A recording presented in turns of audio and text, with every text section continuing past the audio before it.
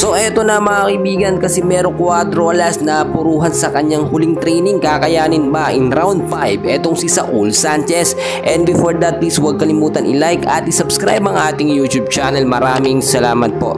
Mga kaibigan, ilang linggo na lang po simula ngayon ay magsisimula na nga po ang pinaka-inaabangan natin, no, na muling lalaban na si Alas, no, sa October 13, 2024 dito nga po kay Saul Sanchez.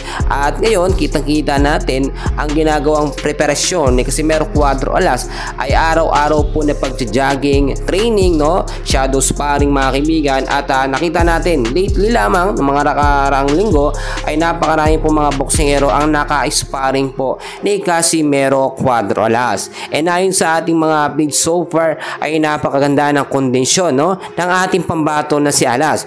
Aminin natin, noong mga nakaraan medyo talagang tumaba si Alas at nahirapan po siyang makuha ang kanyang timbang habang papalapit ang kalaban nila itong si Saul Sanchez. Pero nang ginawa ni Alas ay araw-araw nag-training, jogging tuwing umaga, at yung mga kasparing niya napupuruhan siya, yung shots niya mga kaibigan ay mabilis niya po nakuha yung kanyang timbang. Ayon din sa ating nakuhang update so far, no, yung pagtitrain po ng kapatid ni Alas sulit na sulit mga kaibigan, lagi po nakabantay, araw-araw wala pong pahinga. May updates na lumabas na napuruhan nga daw po si Alas ng kasparing niya, no. Well mga kaibigan, hindi po totoo yun. Yung kasparing ni Cuatro Alas ang pinuruhan niya at hindi etong si Casimero. Sa kabilang side naman mga kaibigan, etong si Manny Pacquiao ay nagbibigay ngayon ng suporta dito kay Alas, no, at kayang-kaya niya daw po talagang talunin sa loob lamang ng round 4 hanggang 5 etong si Saul Sanchez para makuha po ang simpatsya ng kampo ni Naoya Inoue. Ngayon po kasi talagang nakita natin yung pagiging maangas ni Naoya Inoue, porket tinalo niya by TKO itong si TJ Doheny, hindi kayang gawin ng ating angas ng Pinas dito kay Sanchez yung hanggang round 5 na laban.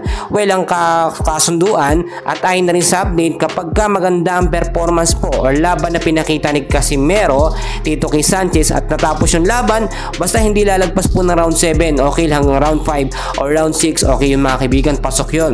Makukuha nila ang simpatsya ng kampo ni Inoue at papayag si Inoue na magkaroon siya na ng laban ni Casimero Cuatro Alas by next year na po yun mga kaibigan.